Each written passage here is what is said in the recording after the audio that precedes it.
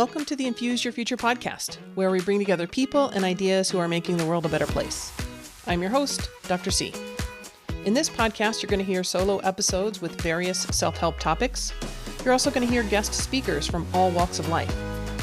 If you're ready to experience the power of coaching, set up a complimentary 45-minute consultation with me at infuseyourfuture.com. And be sure to sign up for my mailing list for a free gift. Enjoy the show.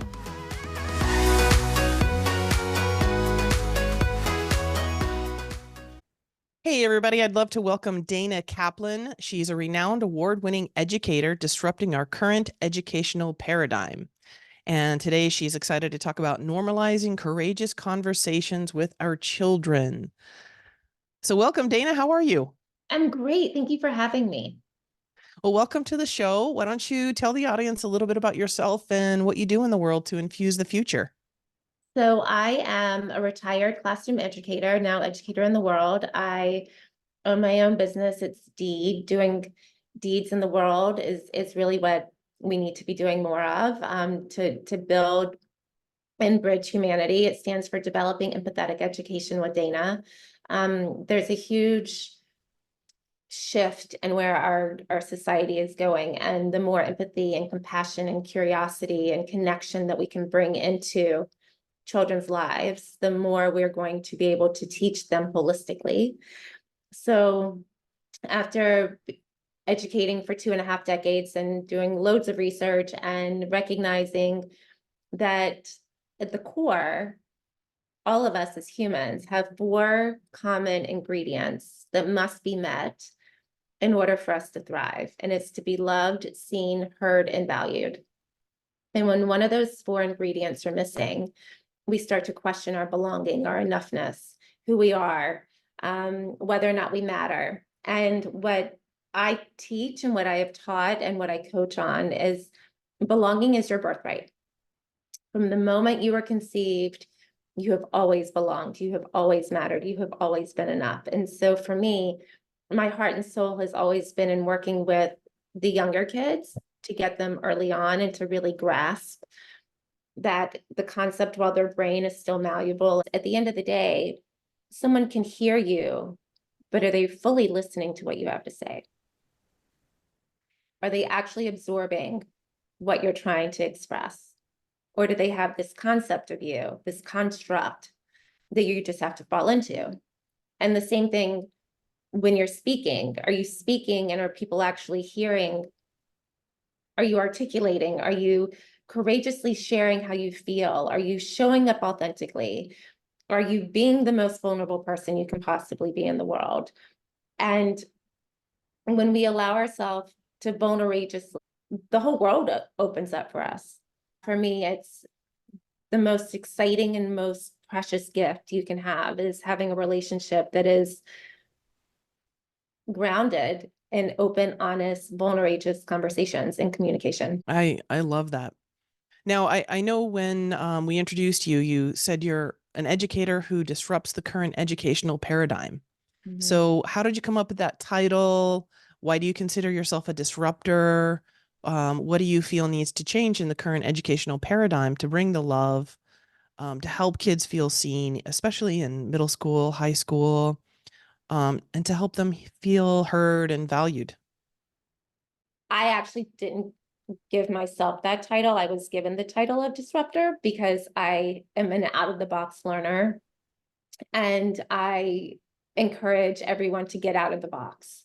So it first starts with believing that there's no such thing as a glass ceiling, and observing the magic that happens with young kids when they're like, wait, what? I can do anything I want to do. There's no such thing as this only happens when you're 5. This construct that I can only read this book when I'm 9 years old or 10 years old. Like, if I understand what I'm reading, I can do anything in the world. And so it's really about disrupting what we think is supposed to be happening at certain ages and certain time periods, and getting rid of these constructs that our society has created when we don't allow kids to get outside, to go play, to discover. We take away from the holistic learning approach. And holistic learning is really and truly playing. When we think about how much, when you have your most successful, literally successful day in life, what are you doing? And 90% of the day came from having fun and playing. It came from being outside. It came from running around, exploring, being in the sunlight, being in nature, doing something that uplifts your soul, that enhances your imagination, that ignites curiosity. And that is what disrupting education is about, because the more play we have, the more expansion we have, the more freedom we have, the more we're actually able to learn and understand how we learn personally and how we can connect with other people. If we all learn the same, then life is boring. But if we understand that I learn visually and kinesthetically, meaning I need to play with something while I learn, and you need to be making sure that you are focused in a spot where you can see whoever's teaching or whatever's going on, and also audio here, then we now understand what each other needs and we can then partner together. So really and truly, the success of your day is grounded in play and having fun and the freedom of it. Yeah, yeah. And I know most teachers try to make kindergarten and preschool pretty fun and pretty playful. Some do. Yeah. So do you have any ideas, or what are your ideas as far as the higher grades? And because the reality is that most of our kids go to a public school system. And if the parents have enough will or enough money, then they go to a private school. But I still feel like unless you're in a charter school or some sort of other outside of the box school, Yeah. although which I feel is rare, the majority of kids are sitting behind a desk, which is not where I feel kids were. It was not what kids were born to do, especially boys. So what are your ideas as far as bringing this into the current public school system? Well, I love the fact that you brought up we are not meant to be sitting at desks, especially boys. And that you brought up that we think kindergarten and pre-K are supposed to be fun. The amount of children I know that have gone through pre-K and kindergarten and have been miserable because they weren't allowed to have fun. We have to Wow. we have to take a step back. There are multiple conscious biases that are constantly being thrown in our face. One, the fact that boys need to be able to run around all the time. I am a girl and I need to run around all the time. And the truth of the matter is we have to get rid of all the societal constructs of boys are hyper. If you have a December birthday, you need to be held back. If you are a middle child, this is what's going to happen. We have all of these societal constructs around what it is about the person based upon when they were born, their gender, their identity, all the components. The reality is that children need to be playing throughout the entire trajectory of their life. The reason I am such a renowned educator, and I say it with such gratitude. I really say it with so much gratitude because my class was outside every day, even in the snow, even in the rain, in the sunshine. It didn't matter.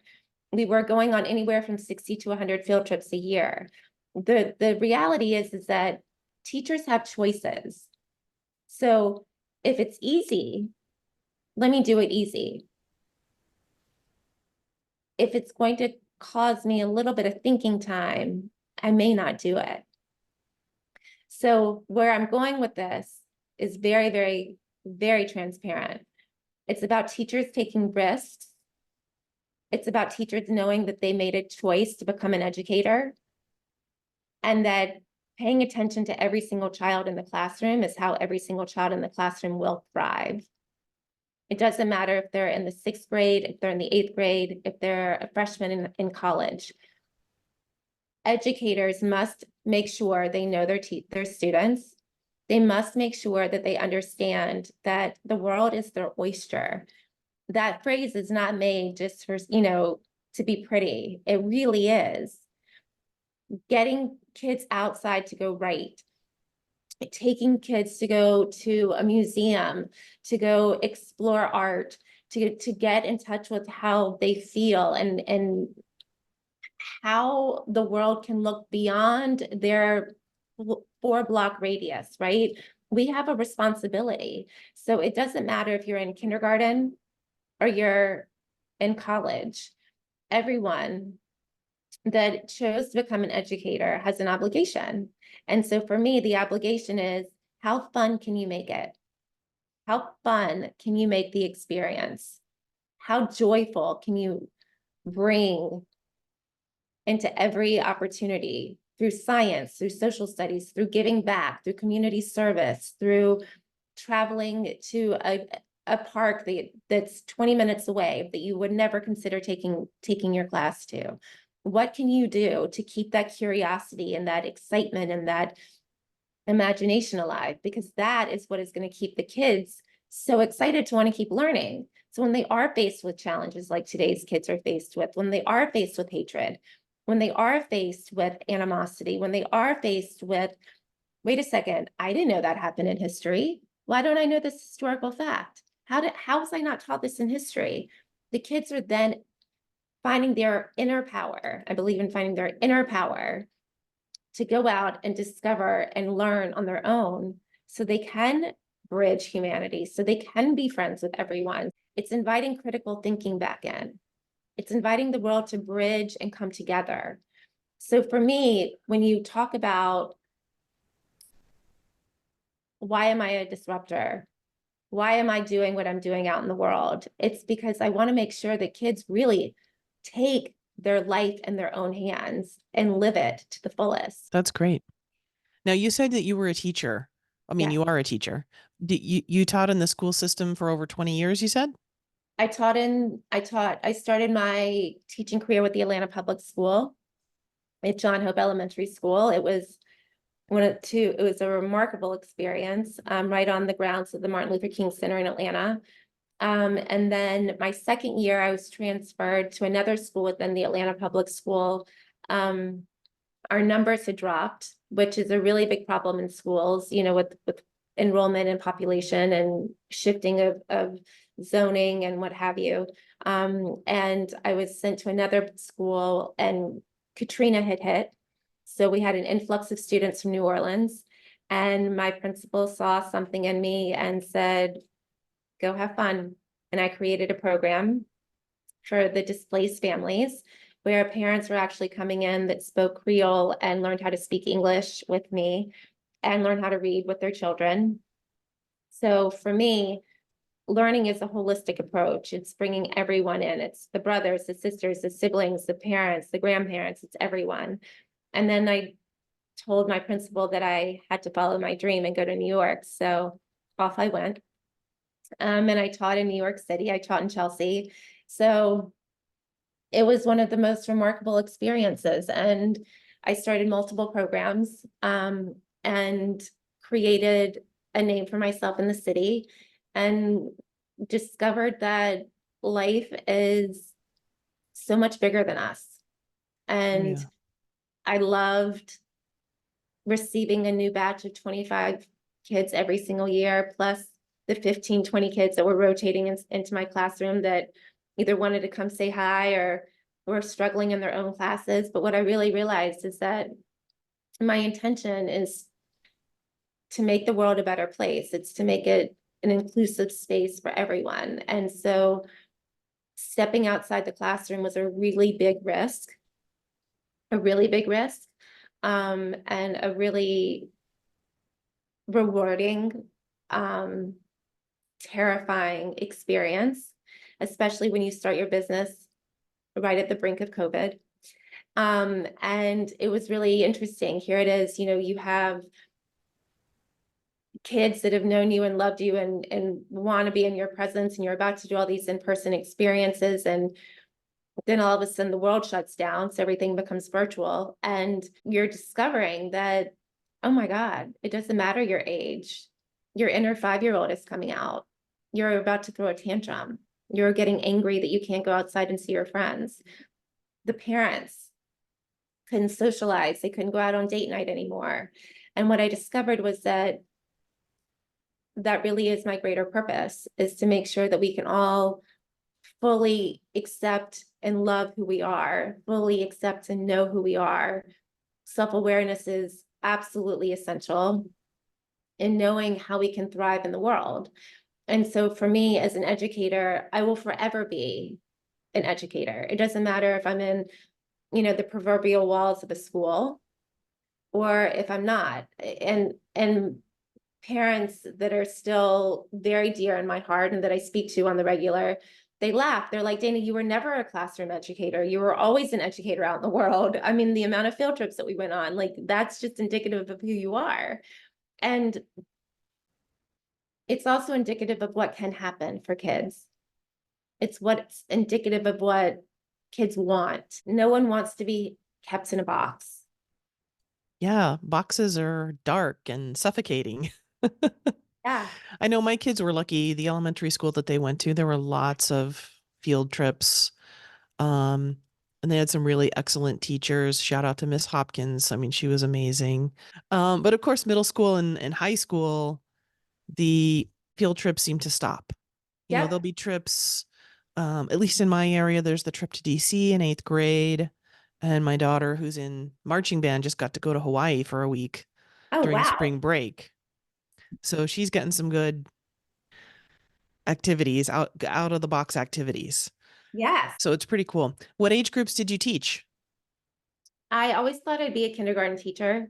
But like I said, everyone's inner 4, 5, and 6-year-old can come out at any time. So I work now with all ages. My heart and soul is always with the younger kids. But what I love most is really working with the kids and seeing how and where they take their life. So some of my students now are freshmen in college that were in my kindergarten class. Others have graduated from college that were siblings of kids that had been in my kindergarten class. And so it's really cool to see how and where they're taking their life, right? And that's really what disrupting education is about. It's really about holding the pen to your own success story. It's about writing your own journey and really following your heart. When the rest of the world is telling you to go in one direction, you find that inner strength and that inner power to go in the direction of your calling. And I think, at the end of the day, I could say I'll work with a 10-year-old or a 12-year-old or a 28-year-old or what have you, but the people that I work with, they all have one common thread, and that's that they want to be seen, heard, loved, and valued at all ages. Now, you said around as COVID was starting, you started your own business, you got out of the box. So what exactly do you do in your business? So I work with my primary focus is making sure that kids are able to have courageous conversations. And that starts with, who am I? What do I want in this world? What's holding me back from succeeding? Which really comes down to, wait a second, why am I not doing my homework? Wait a second, why am I not finishing my projects? What is causing me to always procrastinate? So what I do is I figure out where Swiss cheese is, literally the Swiss cheese in every single person. I help them fill in the gaps so that they can be the person they want to be. So through enrichment, through maybe it's remediation, maybe they really didn't understand some concepts in school that they need help on. So I do one-to-one work with people and families where I work privately with the children, and then obviously with the parents have to be involved to make sure that whatever we work on is being reinforced and supported. And then I also work with families on simply communicating and really dismantling the societal constructs that we have, that you have to go to college at a certain age, that you can't take a gap year in the middle of high school and go study abroad, right? It's really helping kids find, what do I need right now that is going to make me so happy? It's not a conditional happiness, it's a pure happiness. And how do I get over the rampant social media crisis? How do I get over not doing what all of my friends are doing because that doesn't make me happy. I want to be able to be my authentic self. So the people that I work with are really looking for freedom, and they're looking for their kids to be as free as possible. And what I've discovered is that the clients that work with me come to me in a space where I don't wish for anyone to ever be. However, when they leave, when I get to say it's time to fly, the sense of ownership and the sense of accomplishment and the sense of self-acceptance and self-love that they have is one that can never have a price tag be placed upon it. And so for me, it's a gift. I don't look at what I do as a job. I look at it as a gift that's been given to me that I get to do. And so to answer your question in a very roundabout way, it really depends on what's needed at the time, right? Everyone has different needs and wants, and it can. So are you basically working as a coach? You coach families I and or coach families, individuals? I coach families, I coach individuals, I go into businesses and work with teams.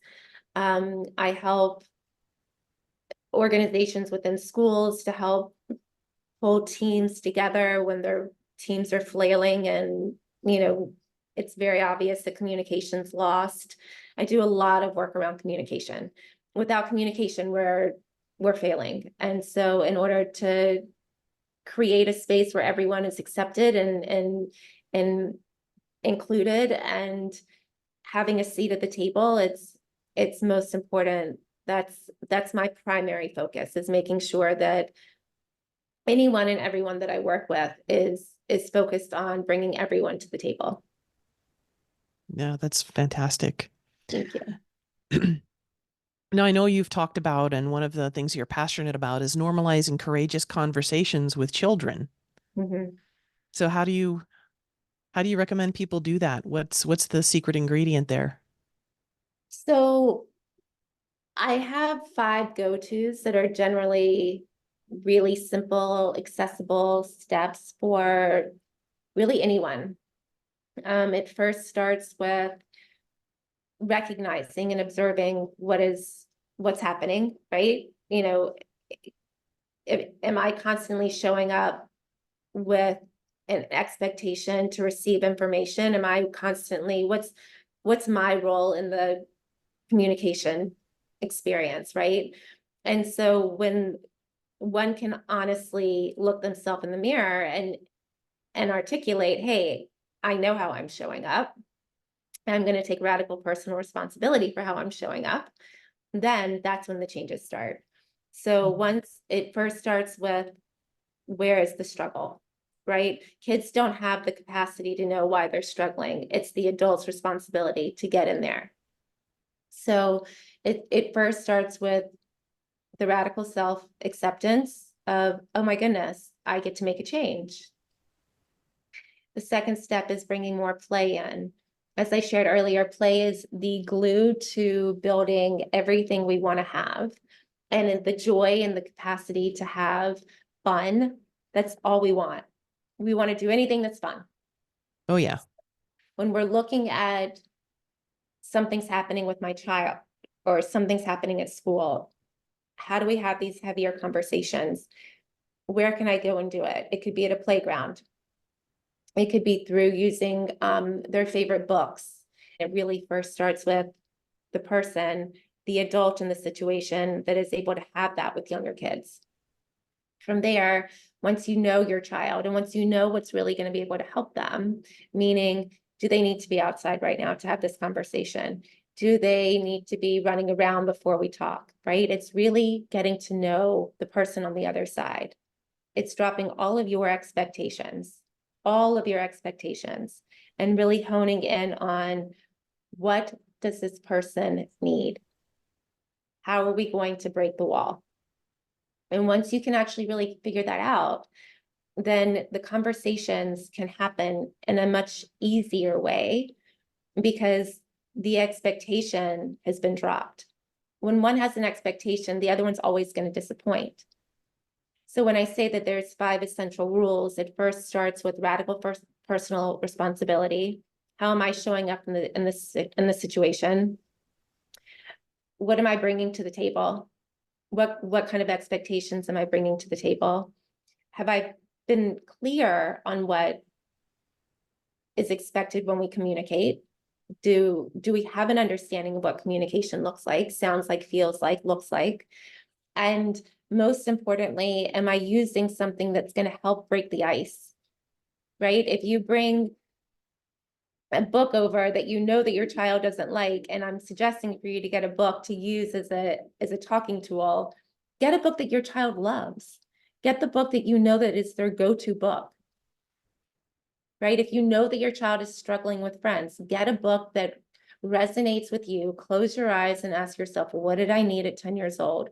What book would really hit home at this time? Get that book. Take your child out for ice cream. Do whatever you need to do to get them to drop their wall. And then when you start having the conversation, just listen. That is the most essential piece of all of it. Do not interrupt, just listen. And when you think they're finished, you can say, do you have more to share? Is there anything else you'd like me to know? Would you like my feedback? Would you like me to share something that happened similar? Or do you want to table the rest? And you really keep it that calm and simple. Because we are always looking to fix. Children are not broken. They just don't know. Right? We hear kids say all the time, I don't know, I don't know. They really don't. So we have to teach them. We have to model. We have to carve out that time. And that's why when I say it's having the courageous conversations with kids at an early age sets the foundation for trust and honesty and in-depth relationships. It's mind-blowing. It's everything for them. It'll pave the way to them walking into the boardroom and nailing their first job. It'll pave the way for them having that first breakup and being able to say, you know what, I just need some time by myself. Like I think we've been spending so much time together that I forgot what I even like anymore. You know, it's having these healthy boundaries. Boundaries mean I love myself. So what you're doing for your child is teaching them how to do all of it.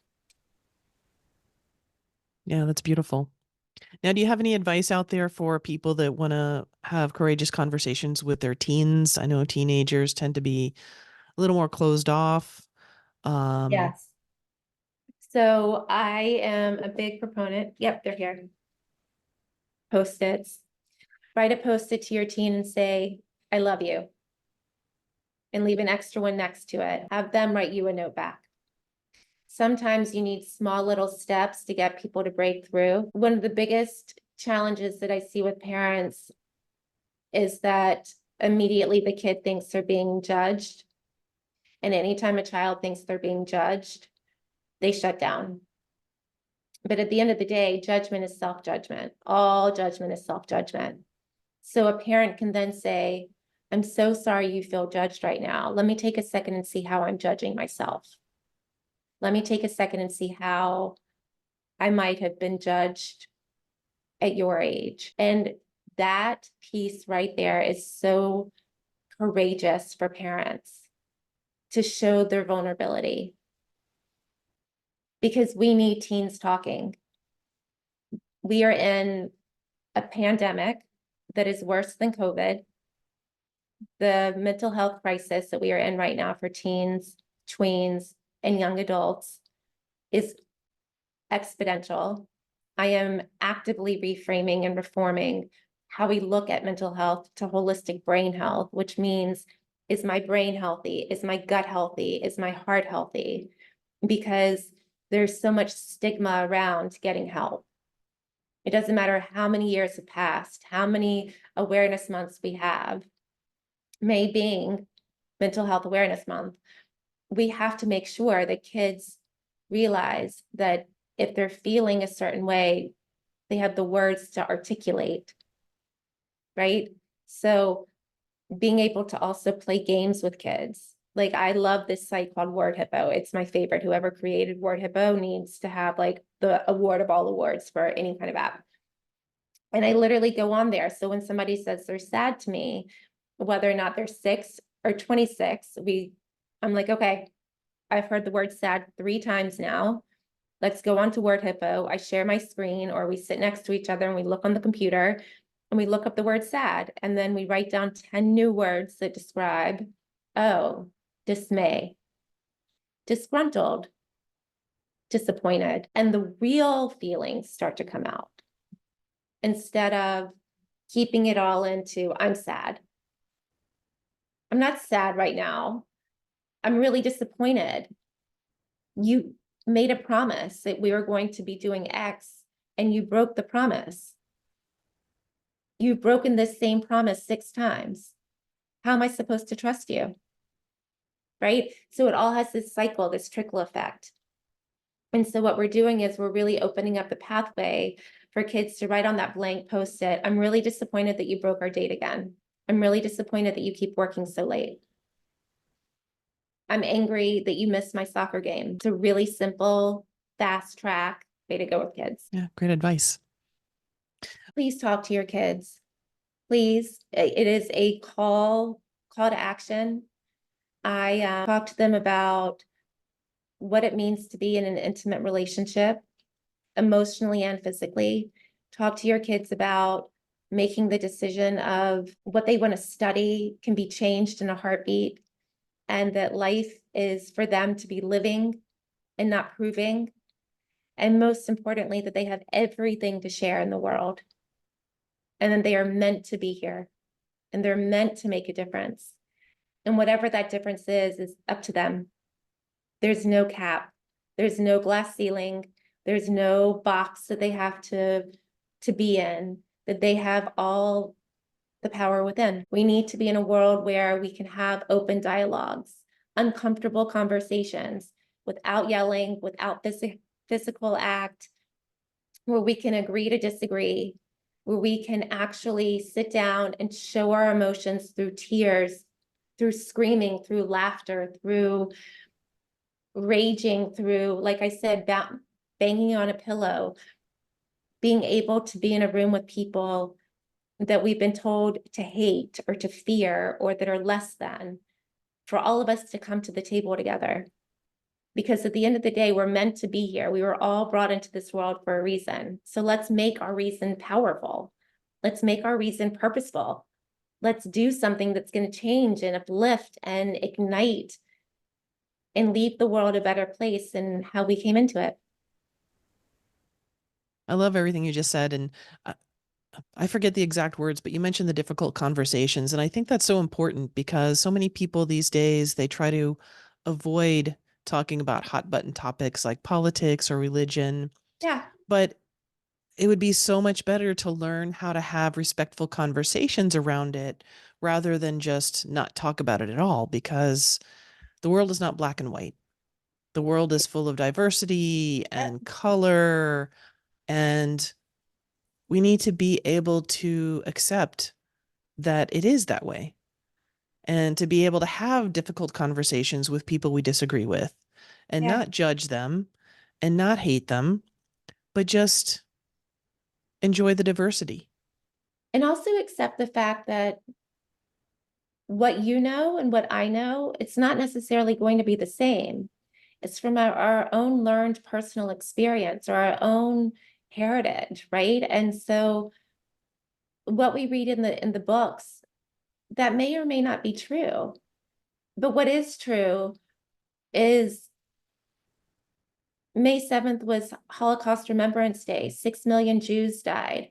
Also gays and Italians and so many other human beings died in a Holocaust. We have slavery in the United States. It existed. It doesn't mean we have to keep it here. It doesn't mean we have to have a class divided. It means that it's time for us to bridge.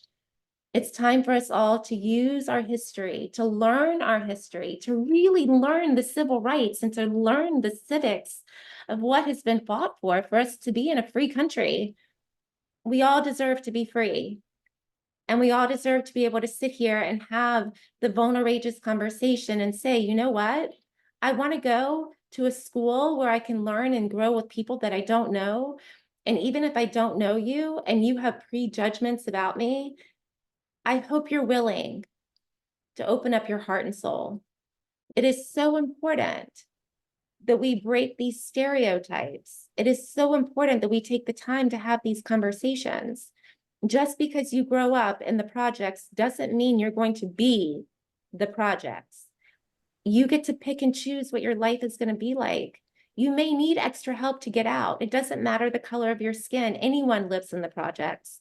It's up to you to make those choices. If your parents were alcoholics or addicts, you get to make the choice. How are you going to make the changes in your life? How are you going to pay attention to yourself? Do I have characteristics that show that I may be an addict? Do I get very fixated on certain things? It's really about having conversations like what we're having right now and allowing kids to ask the questions, right? If we don't have these conversations, how will we ever learn? And that's really what my call to action is. It's to have the conversations. Even if you are uncomfortable, have the conversation. It's better to have it and learn and grow than to stay silent. We must be talking. So if people want to work with you, how do they reach you? You can go to my website, danakaplanteach.com, and just send me a lovely little letter and I will reach out to you. You can also follow me on Instagram and on LinkedIn. Well, thanks so much for being on the show today. Thank you for having me.